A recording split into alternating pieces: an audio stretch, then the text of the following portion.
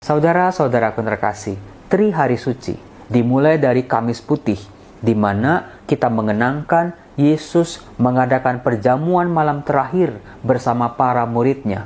Di situ, Tuhan Yesus memberikan kepada kita warisan yang luar biasa. Senjatanya Yesus diberikan kepada kita, yaitu Ekaristi.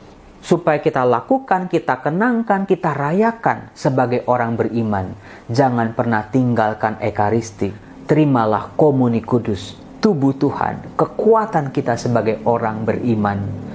Kemudian setelah itu, Yesus akan berdoa di Taman Getsemani dalam sakratul maut. Setelah perayaan Ekaristi Kamis Putih, ada tuguran. Saya pesan kepada saudara, jangan pernah lewatkan kesempatan ini kalau Anda bisa mengikutinya.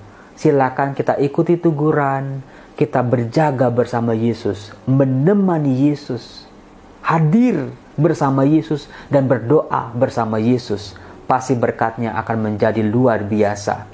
Setelah itu, Yesus akan ditangkap di Taman Getsemani, kemudian akan dibawa ke rumah imam kepala, Kayafas, diadili di Pilatus, dioper ke Herodes, dibawa lagi ke Pilatus. Setelah itu, Yesus dijatuhi hukuman mati meskipun ia tidak bersalah. Dan Yesus langsung dieksekusi. Yesus memanggul salibnya sampai ke puncak Golgota. Di situ nanti ia akan disalibkan, wafat, dimakamkan, dan setelah hari ketiga baru dia bangkit. Saudara-saudaraku yang terkasih, dalam bacaan Injil di hari Kamis Putih, dibacakan Yohanes bab 13, di mana kisahnya pasti Anda sudah kenal, yaitu Yesus membasuh kaki para muridnya. Saya yakin Anda sudah tahu kisah ini, di mana Yesus membasuh kaki para murid, lalu ada Petrus mau dibasuh seluruh tubuhnya, lalu ada Yudas yang kerasukan setan, lalu pergi untuk menyerahkan gurunya. Kemudian nanti ada perintah supaya kita para muridnya meneladani sang guru, yaitu bisa membasuh kaki satu sama lain. Saudara-saudaraku yang terkasih, apa yang menarik dari Yohanes bab 13 ini? Mari, kalau ada kitab suci di tangan Anda buka kitab suci Anda, Yohanes bab 13 ayat 1 sampai 17, ambil stabilo untuk bisa coret-coret seperti kitab suci saya ini. Percayalah saudaraku, Yohanes 13 ini isinya, pesannya sangat luar biasa. Yang menarik dari Yohanes bab 13 adalah 1.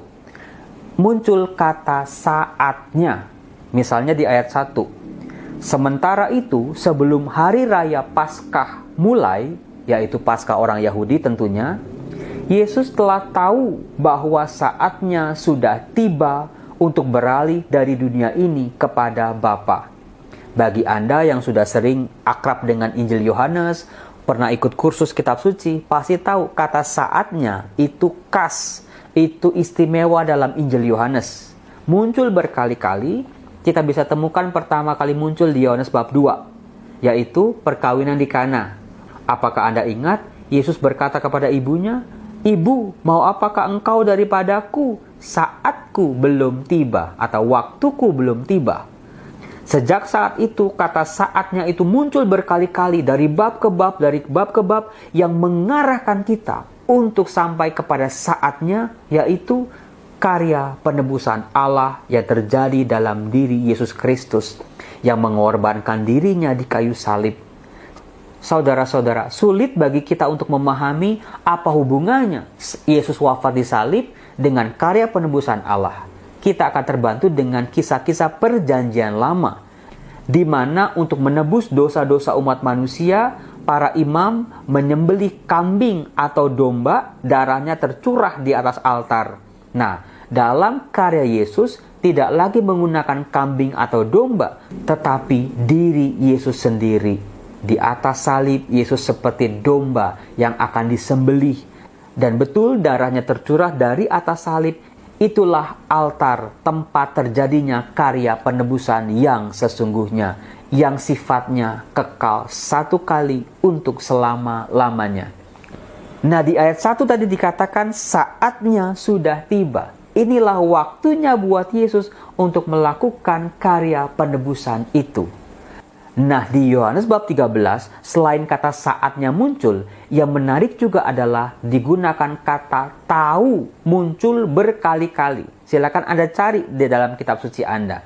Kata tahu muncul berkali-kali dalam Yohanes bab 13. Ada di ayat 1, Yesus tahu. Di ayat 3, Yesus tahu. Di ayat 11, Yesus tahu. Di ayat 18, Yesus tahu. Kata tahu. Apa yang diketahui oleh Yesus? Tadi di ayat 1, Yesus tahu saatnya. Di ayat 3, Yesus tahu Bapanya telah menyerahkan segala sesuatu kepadanya. Dan bahwa ia datang dari Allah dan kembali kepada Allah. Yesus tahu misinya. Yesus tahu perutusannya. Di ayat 11, ia tahu siapa yang akan menyerahkan dia. Oh, berarti Yesus tahu bahwa dirinya akan diserahkan kepada para lawannya, di mana kuasa kejahatan bekerja dalam diri mereka. Sementara di ayat 18 dikatakan, aku tahu siapa yang telah kupilih. Tetapi haruslah genap nas ini, orang yang makan rotiku telah mengangkat tumitnya terhadap aku. Yesus tahu ternyata yang menyerahkan dia bukan dari orang-orang luar, tetapi dari orang dalam, yaitu muridnya sendiri yang makan bersama-sama dengan dia. Tetapi saudaraku, yang lebih menarik lagi, bukan hanya digarisbawahi Yesus tahu gitu ya. Tapi kita lihat di ayat 17. Yesus berkata kepada para muridnya, termasuk juga kepada kita, jikalau kamu tahu semua ini, maka berbahagialah kamu jika kamu melakukannya. Nah, menariknya di sini Yesus mengajak kita juga untuk tahu. Tapi nanti dulu, jangan hanya puas dengan tahu saja. Oh, tahu Romo Yesus wafat, tahu Yesus mengadakan perjamuan malam terakhir, tahu Yesus dikhianati, tahu Yesus disalib, tahu Yesus wafat dan bangkit. Jangan cuma berhenti dengan kata tahu. Karena apa? Di ayat 12 digunakan kata lain untuk memperdalam selain kata tahu. Tahu dengan kepala, dengan pikiran. Dikatakan, mengertikah kamu apa yang telah kuperbuat kepadamu? Jadi di sini pertama kita diajak untuk tahu banyak hal, tahu informasi. Tapi juga karya penebusan Yesus juga harus kita mengerti. Mengerti itu pakai hati, pakai seluruh diri, jangan hanya pakai kepala. Nah, setelah kita tahu, kita percaya, lalu apa? Di ayat 19 dikatakan, aku mengatakannya kepadamu sekarang juga, sebelum hal itu terjadi, supaya jika hal itu terjadi, kamu percaya bahwa akulah Dia. Saudara-saudara, tahu, ngerti, percaya. Kita baru percaya pada Tuhan Yesus, pada apa yang Dia alami, pada karya-karyanya kalau kita paham dulu, mengerti dulu. Kita baru bisa mengerti kalau kita tahu dulu. Maka kalau orang tidak percaya sama Yesus, bisa jadi dia tidak mengerti. Dia tidak mengerti kenapa? Karena dia tidak tahu banyak hal. Nah, saudara-saudara, setelah kita percaya lalu lantas apa? Dalam bab 13 juga diungkap, Yesus dalam bahasa Yunani dikatakan begini.